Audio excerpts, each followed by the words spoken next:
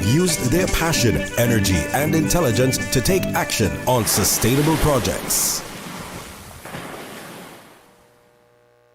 You need delicious food at an unbeatable price. You need Burger King, home of 2 for $9. Choose 2 from the Whopper, Crispy Chicken Sandwich, Original Chicken Sandwich, the Big Fish, or Jumbo Ham and Cheese for only $9. Need a snacky with your Sammy? Grab a Sneaky Snacky. All items under $3, including the new Chicken Junior. Grab 2 for $9 in Sneaky Snackies all week long. Open late weekends at 7 Mile Beach in Red Bay till midnight on Thursdays and 1 a.m. Fridays and Saturdays. Full menu at BurgerKing.ky. You're ready, K-Man. Time check 7:29. This time check brought to you by our friends at Burger King and, of course, at Foster's. Coming up, Money Sense. Why is your drink so green? Is this some New Year trend?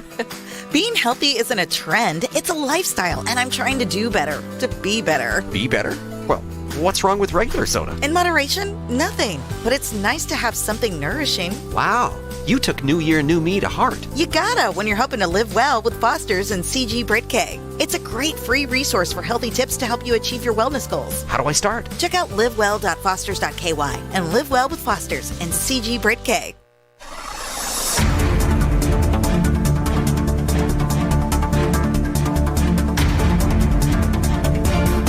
From Radio K-Man Studio, this is Money Sense, bringing an informed financial perspective to the K-Man community. A very good morning and warm welcome to Money Sense. I'm Simon Cawdery and I'm delighted to be rejoined this morning in the studio by a guest we haven't had on the radio for a little while, Monique Frederick. Monique leads Butterfield Bank's Cayman Wealth Management Division, but is also a speaker at conferences on finance, a mentor to young people in the finance sector, and relatively recently an author as well. Monique wrote a book titled Embracing Your Money Power, A Woman's Guide to Financial Freedom. On today's show, we're going to cover a few topics, from financial goal setting. Yes, we aren't letting anyone escape your New Year's resolution. If you haven't made one, this will be the force that will persuade you to do so. And then to review where markets are and what that means in the context of financial freedom and financial planning. With all that said, Monique, thank you for joining us and welcome to Money Sense. Morning, Simon. Thanks for having me and Happy New Year. Yes, indeed. Happy New Year. Now then, not long ago you wrote a book, and we are going to come to financial planning, goal setting.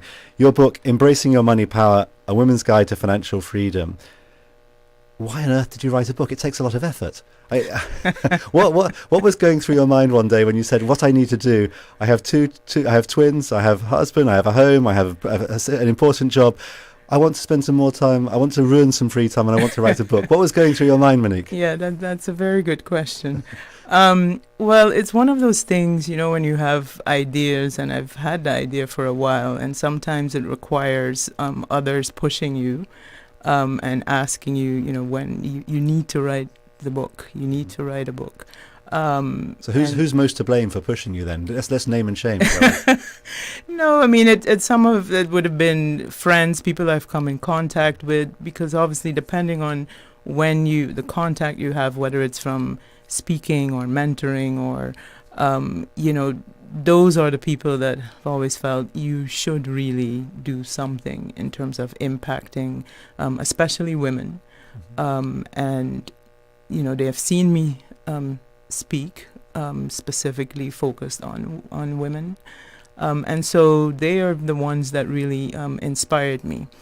And yes, you're right, it's not easy. I started, and I know we're going to talk about goals, so it'll be interesting to see, because I had to apply some of these same things. Exactly. Did you stick to your own knitting, so to speak? When you're going to talk about goal setting, when you wrote the book, did it go smoothly? Was it a process that was simple, if that's the right word?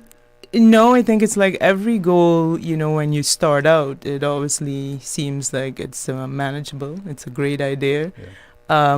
And usually to kick off, it always feels that way. And then as you go through the process, as is usual in life, the problems occur. The problems, the challenges, the time, as you said, all these different things that come up. So I wouldn't say necessarily it was easy. There were some days where I was like, yeah, no, I really am not up to it at the moment. And then, but it's having certain processes in place that keep pushing you, right? And it took a bit longer than initially what the initial plan was. So yeah, it had its ups and downs, definitely. So that's a great metaphor for where I want to go in my first topical question of the show. But would you ever write another one, do you think, having gone through this experience? So that's another interesting thing that comes up, because people have asked me that and have said, well, you know, and then I've spoken to other authors, and it's like, well, once you've written one, you should be able to write another one. And I said, okay, let's talk about that in a little while, not right now. I'm not sure how that logic works. Just because you've written one doesn't mean, well, it means you're capable. It doesn't mean you... Exactly. So yeah, I don't have any plans for that in the immediate future, but I'm not saying that that's not a possibility later on. So one of the key topics we want to focus on this morning is setting financial goals, the why, the how, the wherefore.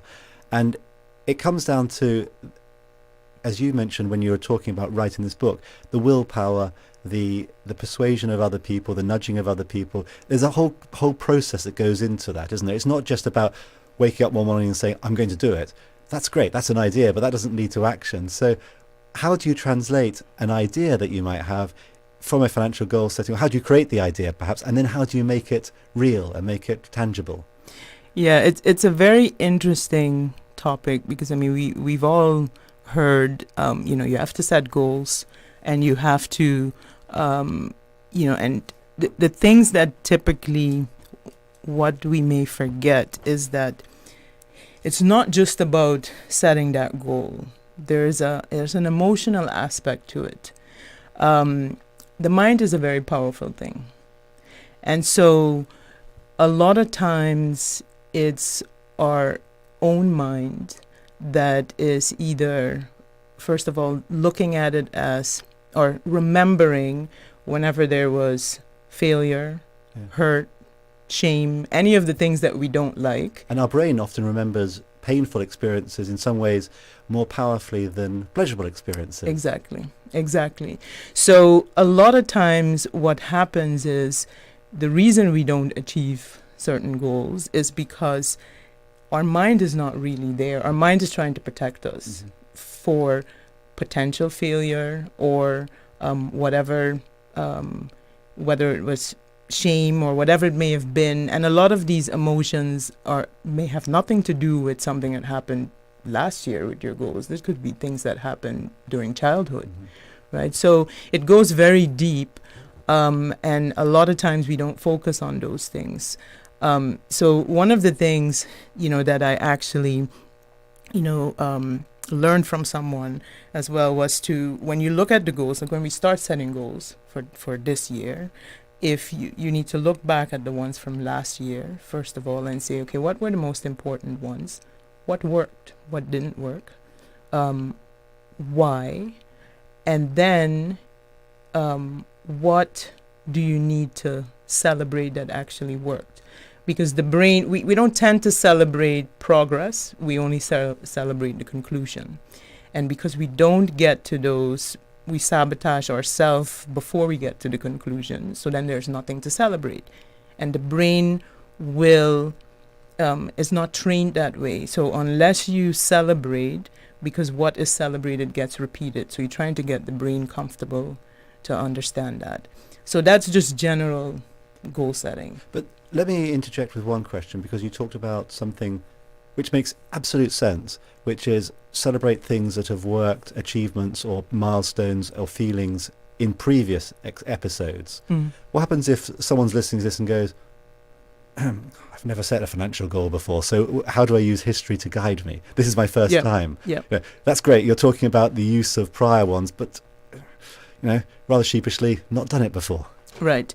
So if we transition to financial goals, if you're, let's pick an example. So let's say you are saving, or you want to make a down payment on a home and to get a mortgage.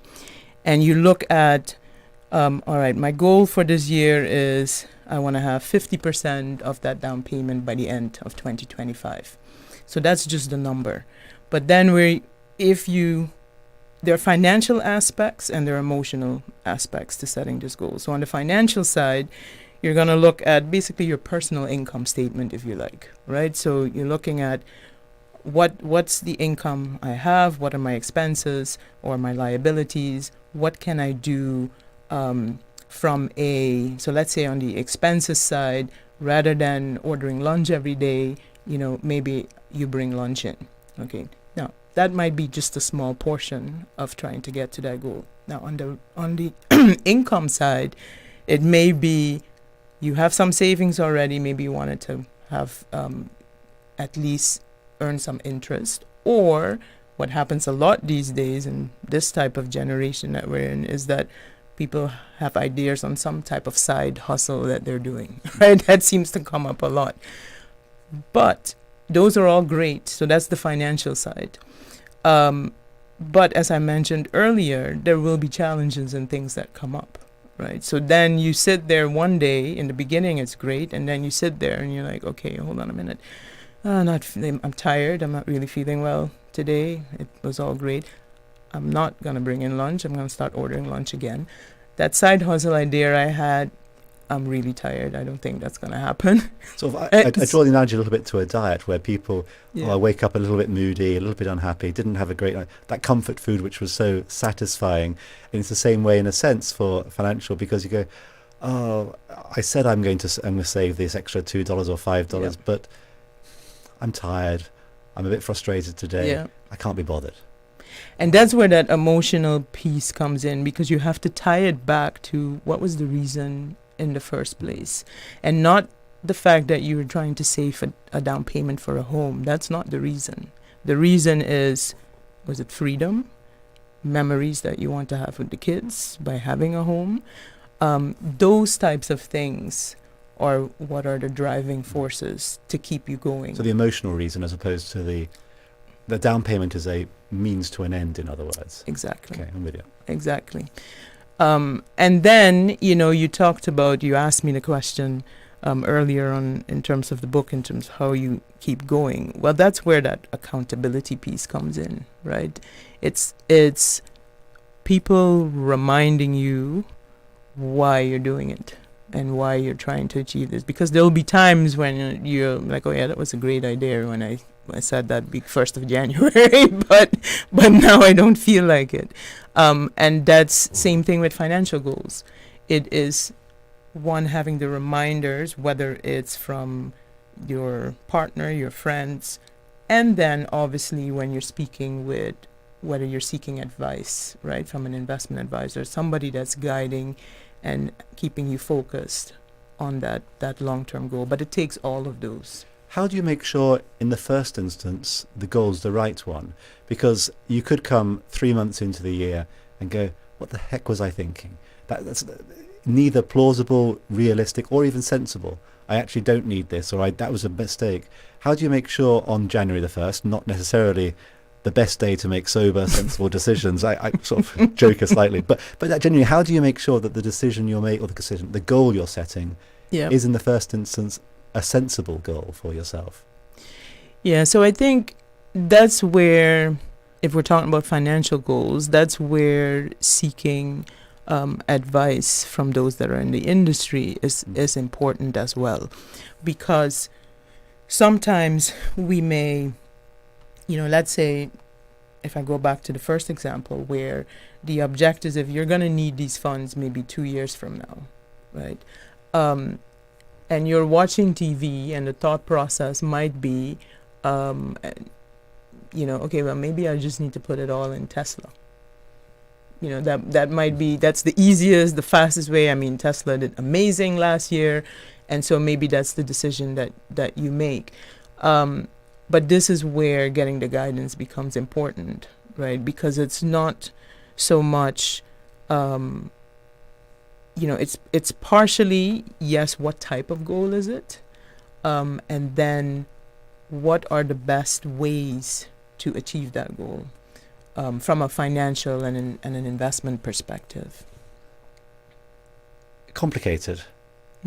How do you make sure then, as you're going through the year, that you stick to it? So you talk about the emotional, making sure you refocus in the distance on what you're aiming for, but stuff happens. Yes. Weird stuff happens that you're not expecting. You can't control everything that happens to you or around you. So what do you do when trouble or difficulties or unexpected events happen? How do you keep the mind focused, or how do you allow yourself to deviate from that goal for a short period of time and then get back on that path? What's the process there?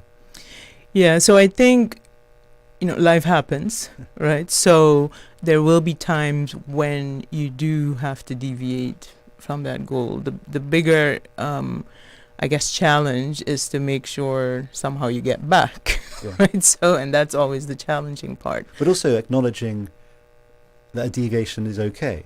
Yes, sometimes it is, because think about it, if you have some type of emergency or something happens where it's health or a family member or something, in the end, health, family, those things end up being more important than the money, right? So it depends on the family member, presumably.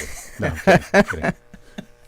It's so it is, there will be times when you do have to deviate and acknowledge that, okay, right now my focus is somewhere else, and it's trying to then just make sure that somehow we get you back on track. And that's where, whether it's the accountability, whether it's the inspiration in terms of going back to why were you doing this in the first place, what were the emotional or the reasons to try to get you back on track. Is it helpful when you're setting a goal to build in a buffer for those crazy times that are unexpected? Is that a useful tool? From a financial perspective, definitely, right? Because if there's always talk about making sure you have some type of emergency fund, right? This is something that always comes up when in relation to financial planning, and that's part of the reason. And what's your view on what that should be quantum-wise? As people are sitting at home or sitting in their car, going, "Yeah, I've got a week's worth of money in my bank account. Is that enough? Well, what is a sensible?" So it's anywhere, I would say, sort of 3 to 9 months of living expenses. And the reason why I say that range, because depending on your financial situation, someone might be able to get away with, well, if I have 3 months, because maybe if their partner has other funds or more stable role or job that they're in. So because you have to think about it, if for any reason, let's say you lost your job, how long would it take you to get another one, right? And that could be 3 months, it could be 6 months, depending on the industry that you're in, right? So ideally, I would say the average is about 6 months worth of living expenses at least. Which is a considerable sum of money for most people. It is. In a rather expensive place such as Cayman. It is. And that's why on the 3-month side, if you have, those coming out of university where you still have an option, worst case scenario, where maybe your parents will still let you come and stay in the bedroom if something, they're in your old bedroom if something happened. Unless they've moved home in order that you can't find them again. Then the 3 months might be sufficient, right? So it's all of those, and it's understandable that when you start out, that emergency fund might, as you said, it could be a week's worth, right? It's something you have to build slowly. So someone is committed to the idea of building up both an emergency fund and also planning for whether it be school fees in the future for their kids' university fees or Cayman school fees, or a deposit on a home, or whatever it might be. What then? You've decided what your goal is. You've got to go and then invest it. That dirty word. You've got to do something with the money, right? What should you do? Because markets are scary. Weird things happen. So what's the plan there? I mean, we can talk a little bit about where markets are going and so on, but what's the crux of the approach that someone have? Do you have to accept that you're going to invest it in the market, I presume, in some shape or form? Yeah, so I think there are 2 key elements when you make that, I guess, investors need to keep in mind. One is the term, how long what's the goal, the investment goal? Is it something that if it's for kids' education, is it 6 years from now? Is it 10 years from now? Or is the goal, I need these funds in a year or 2 years from now? That's one part of the equation. The other one is your ability to tolerate risk. And that one... How do you know what that is? So that one, it's an interesting one, because a lot of times investors will say, oh no, I can tolerate all the risk. I'm perfectly fine. I don't care if it goes down 50%. But when it goes down 50%, I'm furious and I'm terrified and I'm all those things. Absolutely. So I think sometimes, obviously those in the industry try to provide the guidance. Sometimes not everyone wants to follow that. And then it's going to be learning by experience, right? Because like you said, everybody says, oh no, I'm fine, I can manage that risk. But to go back to, when you look at the term and the risk, so if someone is trying to save for their kids' education, and we're talking it's 10 years from now, then you technically have the ability to take on more risk, right? And because of the changes that the flows, I guess, that you see within markets, where even if markets went down, you typically have the opportunity where markets will go up again, versus if it's in a very short period of time or in less than a year, the likelihood of that happening is a lot smaller. Now you might be lucky, like last year, markets, if equity markets were up double-digit returns, so more than 20%. So you could argue when you go back in time and say, well, if I had put my money in first day January last year, this is how much I would have made. But the challenge is that it's always easy to look back. It's preparing for the potential volatility and things that will happen in the future. I want to dwell in a little bit more on that, though, because these are such easy concepts to talk about in theory, but then how does somebody say, well, okay, how do you get to a quantity of I can accept 10% or I can accept 20%? Because you don't know that until it happens.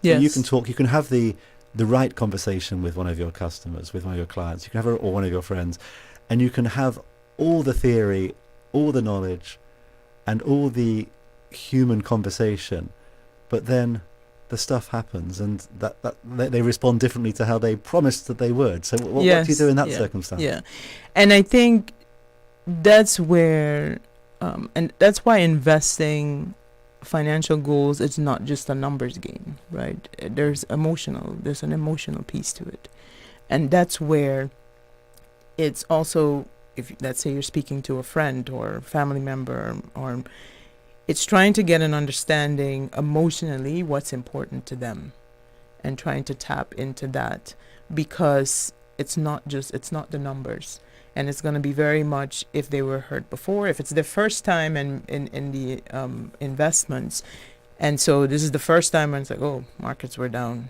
20%, or and now they're nervous, then it's having those conversations again, because you're trying to delve in deeper as to, okay, what is driving the response, right?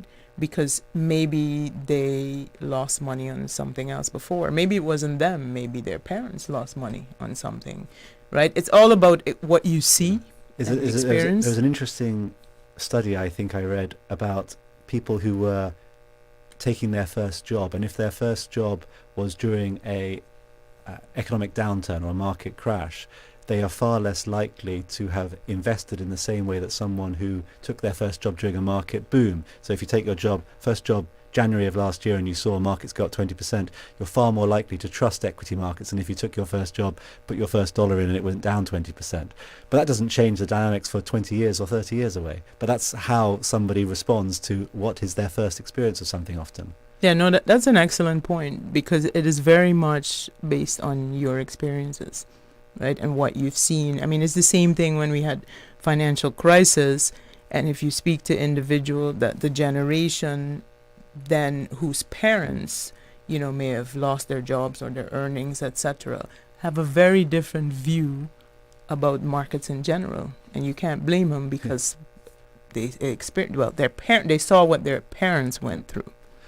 Let's talk a little bit about asset classes, because all of the theory is predicated on then doing the right thing and finding the right things to invest in. And markets are notoriously turbulent. We have weird things happening in different parts of the world every different year. There's no stability to things often. So how do you go about deciding, well, this year I should invest in this, or this year I should invest in that, or is that the right framework for the conversation? So I think because there's always a lot of volatility, and especially I think this year in 2025 there will be a lot. The conversation shouldn't be so much focused on the short term. It should really be on what's the longer term strategy, because all the different asset classes, right, are there for a specific reason, right? So when we talked about, the longer term, equity, stock market, etc., that is very much based off of growth, and typically the returns there, expected returns over a longer term, are higher, right, than when you're talking about bonds, which there's been a time where a lot of investors didn't want to hear the word bond because interest rates were so low. And basically almost getting paid zero. Yeah. So it was always about, no. I'd rather can I just put everything in equities? That would be the normal question you would get. But as we talked about, there's a certain element of risk. It is important that there is some form of diversification. You don't put all your eggs in one basket. What changes over time is how many of those eggs do you put in the equity basket versus, the bonds or fixed income versus maybe some of what are called alternatives, and some of it in cash. That changes. So you could move the eggs around, but you wouldn't usually, the starting point would not be, let me put all of the eggs in the equity basket, right? There are lots of other things that you're looking at, including what, I guess, other types of risks or investments that someone might have. So with all that said, when you look out, as we're early 2025, and you look at where the US and the rest of the world are, what sort of positioning scares you the least, perhaps, or what what would you say to someone to reassure them in terms of these circumstances are happening, therefore do this or don't do that? So I think, the US has done very well. Like, you've seen some divergence, obviously, between the US and Europe, if you look at last year, and that's sort of the expectation for this year as well. But having said that, the performance for the US has been exceptional compared to the rest of the world. And there are also a lot of policy changes that are being floated. And so there could be a lot of volatility there. So I think the bottom line is, I wouldn't necessarily say, okay, so you put everything into the US or you put everything in Europe, or China. You're changing the allocations. If you have an advisor that's guiding you or that's doing the investments for you, obviously they'll make different changes throughout the year.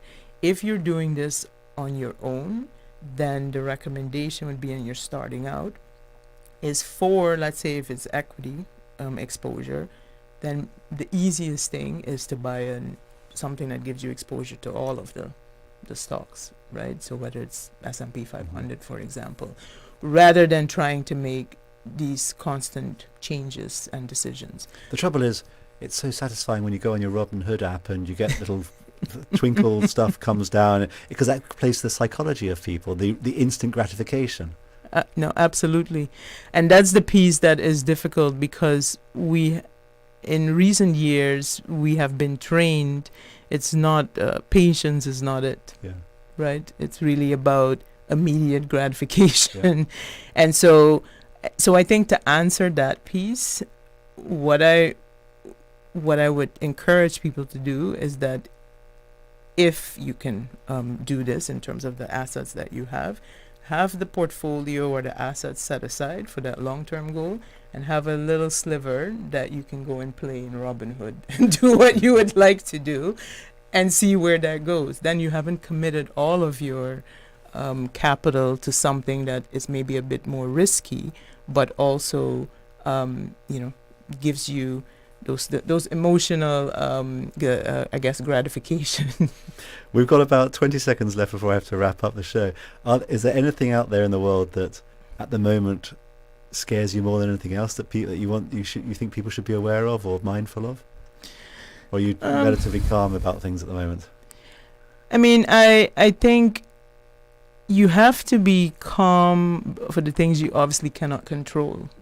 Right, and there's a lot that goes on in the world. So I would say, yes, if you watch TV every day, you can get whiplash for everything that's happening. Fair enough. So I would just say, stay focused. So turn off your TV sometimes. Perhaps might actually be a psychologically beneficial action to take. Sometimes. Well, look, with that, it has been a most entertaining and enlivening conversation with you, Monique. Thank you very much for joining us this morning, and hopefully we'll have you back in the not too distant future again. So thank you, Monique. It's been a pleasure. So Monique, as I said, has joined us this morning. Monique, for those who weren't paying attention at the top of the show, has written a book, Embracing Your Money Power, A Woman's Guide to Financial Freedom. And if that and the psychology and some of the conversation that you've been listening to appeals to you, this book is on sale here in Cayman at Book Nook and Next Chapter. So do go out there. It's bright. I was going to say pink. Is it purple or pink? It's pinkish magenta. Purple. Magenta, it's a bright magenta colour, so look for that. With that, it just remains for me to say thank you to all our listeners for tuning in.